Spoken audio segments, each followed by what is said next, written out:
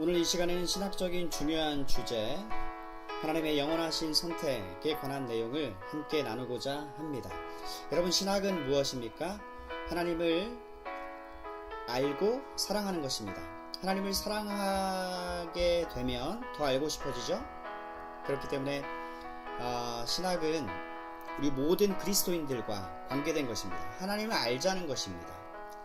하나님을 더욱더 사랑하기 위한 목적에서요. 그래서 오늘은 중요한 신학적인 주제, 말씀드렸듯이 이 선택 교리에 대해서 함께 살펴보려고 하는데요. 마틴 로이드 존스의 에베소서 강의에 있어요. 그 1권 하나님의 영원하신 목적, God's Ultimate Purpose, 7번째 설교, 에베소서 1장 4절의 말씀을 가지고 설교했는데, 그리스도 안에서 우리를 택하사 라고 하는 그 제목의 그 내용을 일부분을 여러분과 함께 나누려고 합니다. 시작합니다. 최종적으로 여러분이 성경에서 어렵고 복잡한 진술들을 대하게 될 때에 그때마다 권위 있는 사람들의 해석을 참고하고 교회사를 참고하고 우리들 앞서 살았던 사람들의 체험과 해석을 참고하는 것은 훌륭한 법칙입니다. 우리는 우리가 이러한 일을 할 수 있음에 대해 하나님께 감사해야 됩니다. 왜냐하면 기독교 교회는, 그리스도 교회는 수세기에 걸쳐서 사도가 여기에서 말하고 있는 것을, 즉 하나님의 창세전 영원하신 선택에 대한 내용을 가르쳐 왔습니다. 소위 하나님께서는 그들의 사람됨에도 불구하고 그들을 선택하셨다. 그것은 하나님께서 그들 중에 있는 어떤 공로를 보아 하신 게 아니라 하나님 자신의 자비와 긍휼로 인해서만 감동을 받으시사 그들을 선택하셨다는 것입니다. 저는 어떤 사람이든지 이 교리를 손으로 저어가면서 거부하며 그것이 너무 단순하다고 느끼기 전에 이 해석을 받아들였던 사람들의 이름을 여러분들께 상기시켜 드리고자 합니다. 바울과 종교개혁 사이에 높이 우뚝 서 있는 사람, 위대한 성 어거스틴이 있습니다. 그는 그리스도 교회에서 가장 밝은 별입니다. 또 기독교 신학 대사전 저수라고 로마 교회가 성자로 칭하는 토마스 아퀴나스도 이 교리를 믿었습니다. 제가 말하려는 다음 이름은 마틴 루터, 존 칼빈, 쯔빙글리입니다. 그 다음에는 스코틀랜드의 존 낙스입니다. 영국의 39개 신조도 그러하고요. 다음에는 17세기 웨스트민스터 신앙 고백입니다. 모든 장로 교회들은 이 신앙 고백의 가르침을 그들의 부가적인 표준으로 세운 것입니다. 그 다음에 위대한 퓨리탄 전통에 속한 위대한 사람들의 이름입니다. 청교도죠.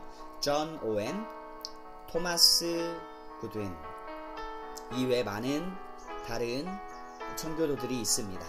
18세기로 넘어와서는 위대한 조지 위필드, 아마도 그는 바울 이후에 기독교회가 알았던 사람들 중 가장 위대한 복음 전도자가 아니었던가 합니다. 미국에서는 미국이 낳은 가장 위대한 철학적인 신학자 조나단 에드워즈입니다. 19세기로 와서는 위대한 찰스 스펄전의 이름을 말해야 하는 것입니다. 여러분, 이 모든 사람들은 바울의 이 선택 교리에 붙잡혀 있는 사람들입니다. 이제 우리는 외국 선교 기구를 창설했던 사람들로 시선을 돌려봅니다. 교회 선교회 Church Missionary Society, 런던 선교회 London Missionary Society, 영국 내지와 외국 성서공회 British and Foreign Bible Society 같은 기구들이 있습니다. 이런 선교 기구들을 창설했던 사람들이 이 선택 교리를 같이 받아들였다는 것입니다. 그래서 이 세상이 이제까지 알았던 위대한 복음 전도자들, 또 교회가 알았던 교회의 복음 전도의 힘을 불어넣었던 사람들은 이 같은 관점을 취했던 것입니다. 하나님의 영원하신 선택을 믿었다는 것이죠. 실로 17세기까지 기독교의 이에 보편적인 관점은 몇몇 예외를 제외하고는 이 동일한 관점을 취하고 있었습니다. 17세기에 이 관점을 반대한 사람들이 있었는데 알미니안 교훈을 추종하던 사람들을 통해서 유명하게 되었습니다. 18세기 존 웨슬리와 그의 추종자들, 지난 19세기에 인기를 얻고 대중의 영합을 얻었던 성경 고등비평가들이 나타나자 이 선택교리라고 하는 옛 관점은 뒤로 물러갔다는 것은 역시 의미 있는 일이고요.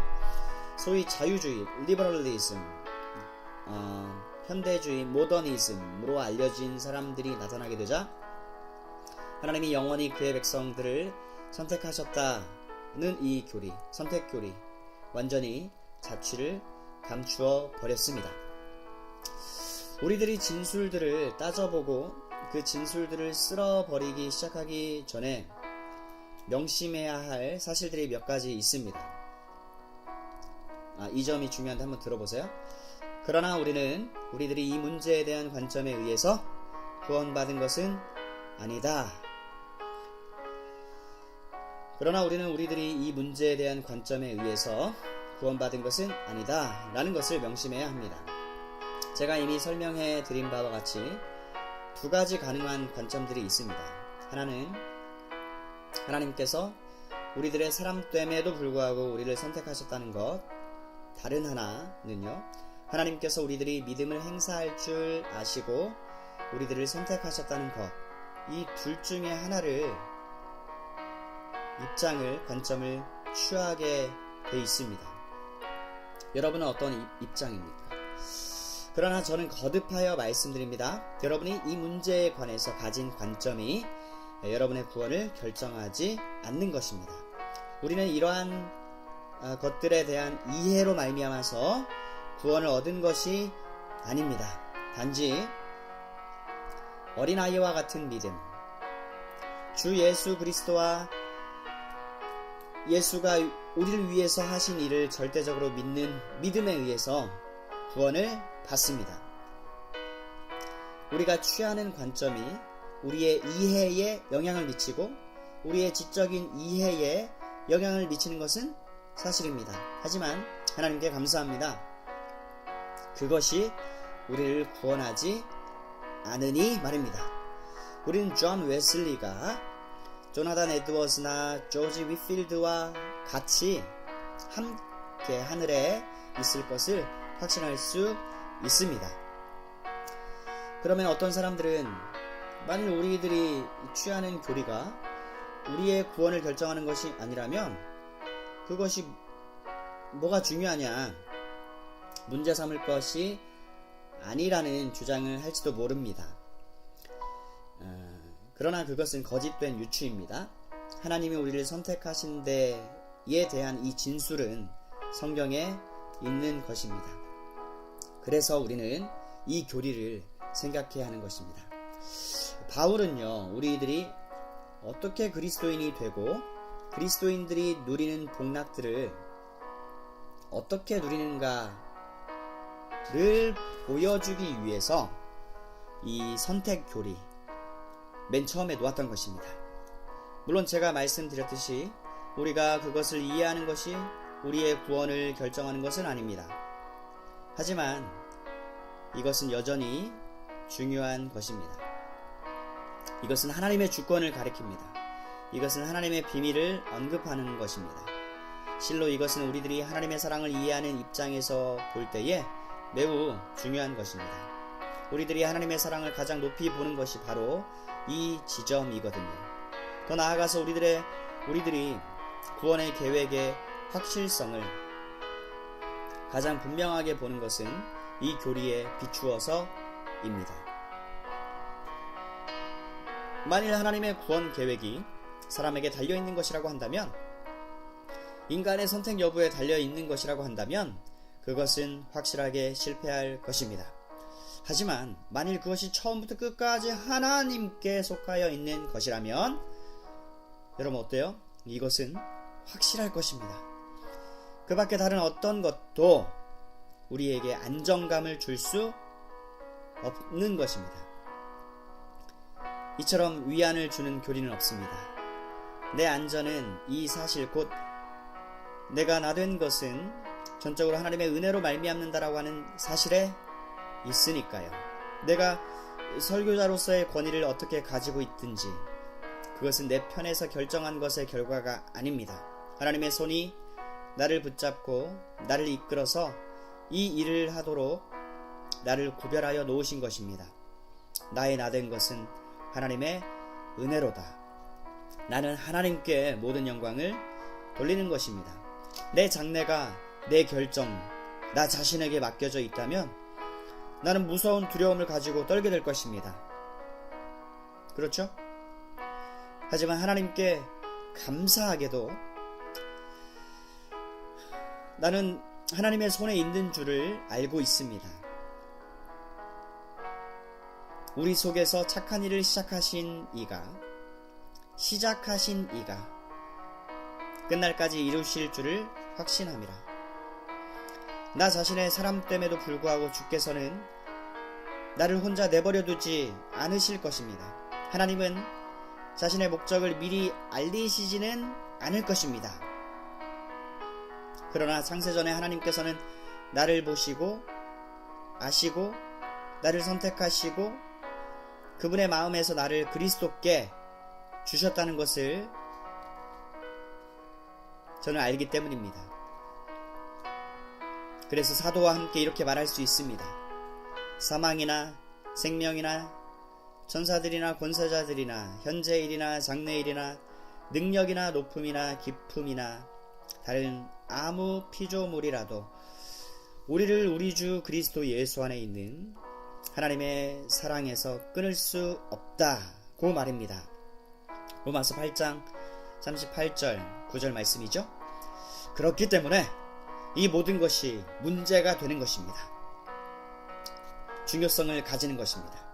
나의 안전감, 나의 기쁨은 이것에 달려 있습니다. 비록 내가 그것을 이해하는 게 나의 구원을 결정하는 것은 아니지만 이것은 나의 안정감을, 나의 구원의 즐거움을, 체험과 내 확신감을 결정하는 것입니다. 이러한 영광스러운 진리를 무릎을 꿇고 대하십시다. 이것을 성경 전체의 흐름으로 여기십시다. 제가 언급했던 사람들의 이름들을 기억하십시다.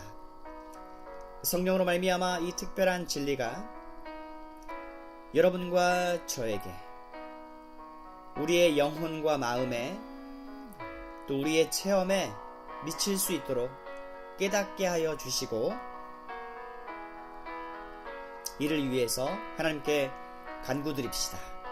그리고 하나님의 은혜에 지극히 넘치는 일이 계속될 수 있게 하기 위해서 깨닫게 하여 주시기를 바랍니다. 라고 하나님께 간구합시다. 끝. 오늘은 신학적인 주요 주제, 하나님의 영원하신 선택 교리를 살펴보았습니다. 선택 교리. 창세전에 그리스도 안에서 우리를 택하셨다라고 하는 이 사실에 대한 이야기를 함께 나누었습니다. 신학은 하나님을 알고 사랑하는 것입니다.